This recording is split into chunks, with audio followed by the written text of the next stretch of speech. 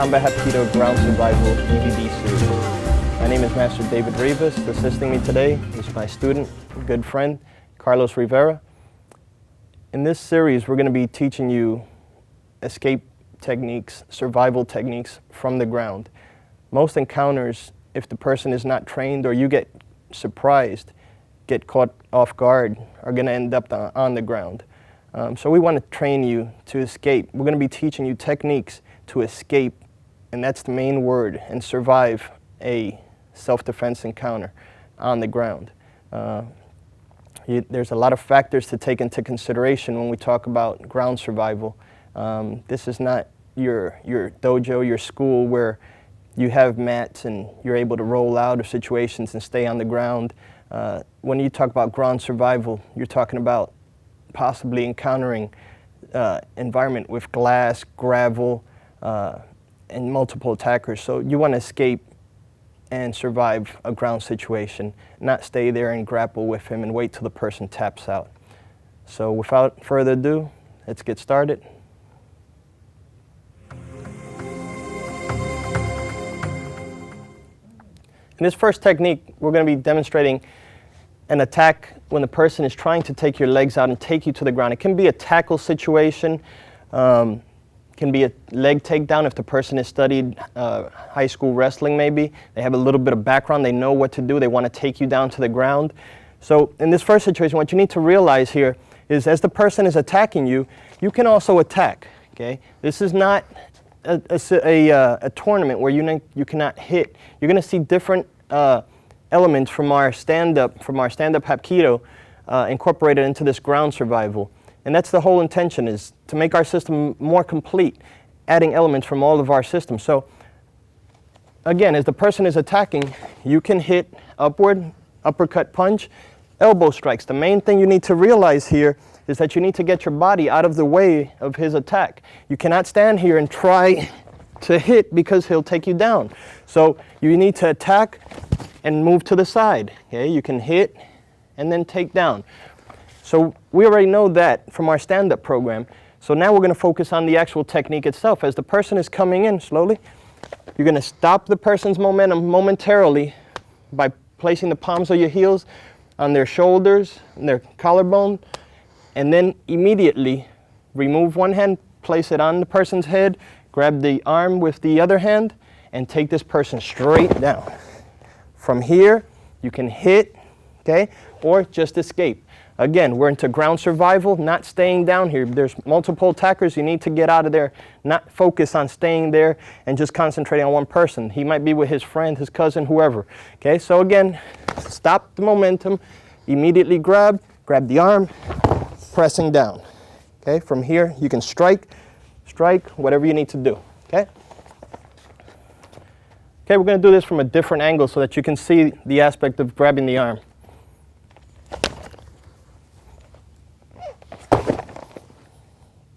One more time, slowly.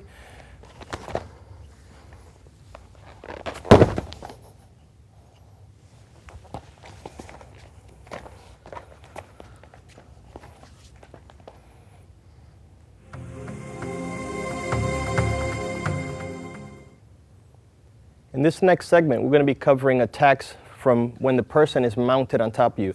What this means is, as the person, if while getting attacked you fall into the ground, the person has got you on top of, they're on top of you.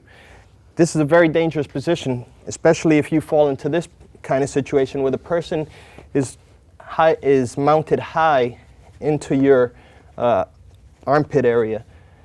Because here the person can strike with full force, come down, hurt you, okay?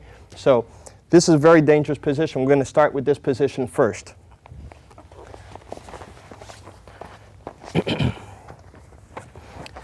So while the person is mounted high, first thing you want to do is cover with your hands. So that way, if you're able to deflect these punches initially, remember, we're not going to be here for a very long period of time. So the first thing we're going to do here is turn your face and shoot up and grab the person's butt. What you're doing is you're going to hoist them with your body forward here, okay? You turn your face so that you're not smothered into this person. You never know if you're fighting somebody who's twice your weight, 3 times your weight. Once you hoist them here, you have to drop down and grab the knees. Why? Because if you don't, the person will sprawl and you won't be able to roll them. What you're going to do here is you bunch up the knees. You're going to roll to the side where your face is not. So in other words, you're going to lift your hips up, hoist, and roll here. From this position, you can go attack straight for the face, attack the groin. So one more time. So again, when the person's mounted high above you, you're going to cover for protection. You're not going to stay here very long. You're going to shoot your head upward and turning it at the same time while you grab the person's butt, hoisting them forward so that they lose their balance, and then down. And your hands are up for protection as always, just in case you need to deflect these hands immediately while they're coming down. The next position is if he's come down on you already, okay? From this position, what you want to do is you want to trap the arm and the leg of the side that you're grabbing. So in other words, if we spin around this way, you can see as the person comes down with either a punch or a grab, okay, if I seize this arm, I want to trap this leg. I have to lie this leg down.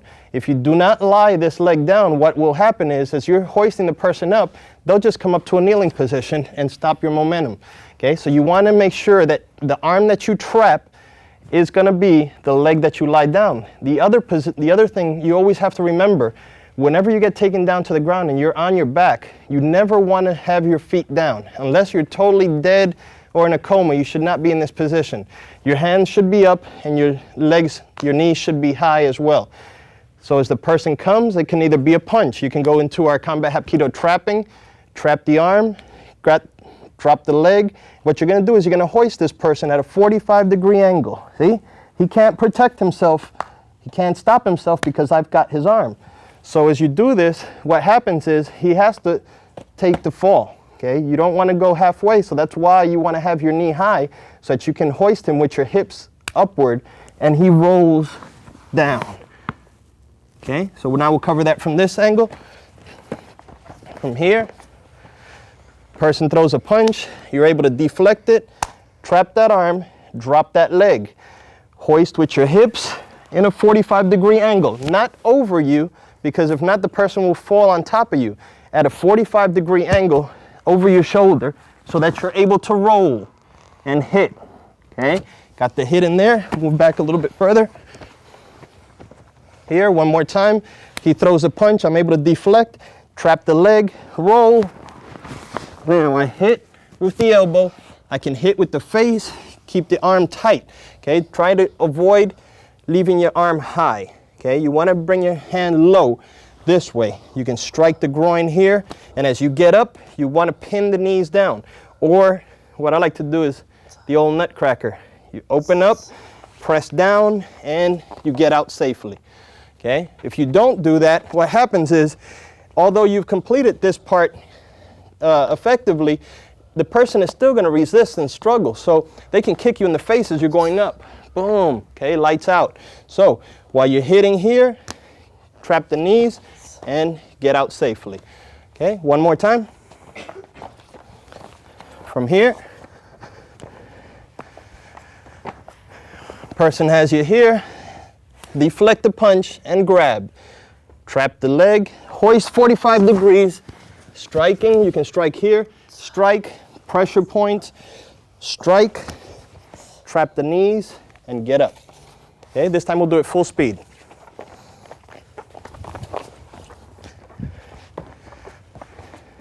From here, boom, and out.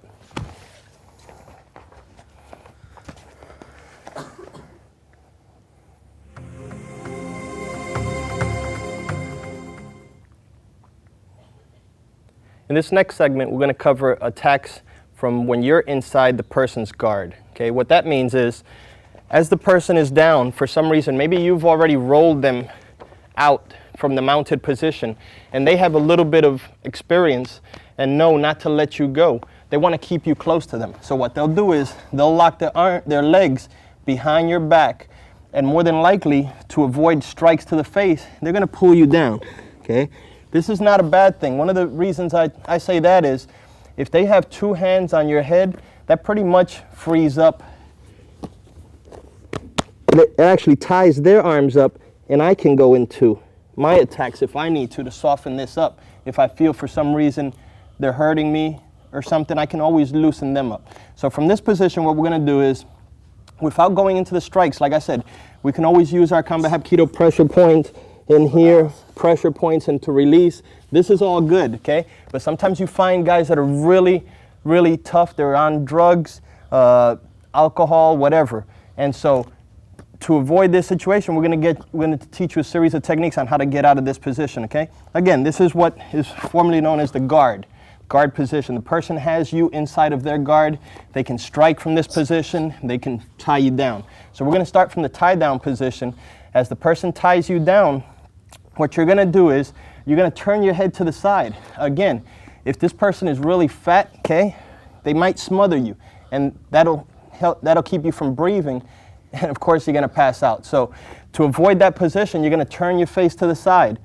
Always remembering that if they've only got you with one hand, you got to watch out for this, okay? So as they've got you here, you need to turn your face, and possibly, if you need to, strike, okay? Strike into this area so that they don't get that hit off, all right? The next thing you're going to do is you're going to position your hands sideways, not upward, sideways, into their floating rib area, okay? This is the area you want to go into, right? Not the upper part of the ribs, right here, right where the gap between the hip bones and the floating ribs, right in here, on the sides of their body, not on top, okay? You're going to put your face is already down. You're going to put one of your knees onto their tailbone. You're going to position your legs onto their tailbone. So what you're doing is, without him grabbing me, so I can explain the technique, you're here in this position. You've got your hands here. You've got to put one foot by his tailbone. The other one, you're going to extend outward while you compress the rib area, thus escaping you to break away here.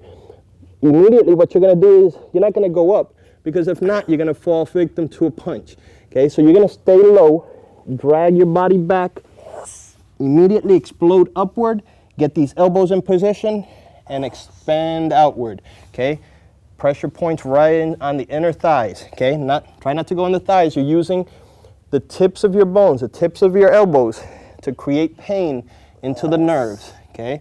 So you're pressing down, strike the groin. Guess what's going to happen? His face is going to come up, so you can take advantage of that. Strike, strike, put your hands on the knees, again, for safety, and getting up, okay? So one more time, without him grabbing me, so I can explain what's happening here. We fall to the ground. Let's simulate that he has his hands on my head. I'm pressing. I've turned my face to the side. I'm using my palms to compress his ribs in and upward, using my knee to keep it on his tailbone so that I can move back. If I do not put this knee on his tailbone, what happens is he'll float with me. See? He'll just go with me, and I'll never get out. I'll be struggling here forever. So if I keep that knee on his tailbone, what happens is it creates a barrier, a stopper. Okay, as he stops here, I explode upward immediately. Again, not looking at him, turning my face, drop. Okay, strike, strike, pin, and up. Okay, now we're going to do it full speed. Okay, without hurting too much Carlos. Okay, try to keep it on the gentle side. Okay, from here, this time he grabs me. Okay, 1, 2, 3, 4, and out. Okay.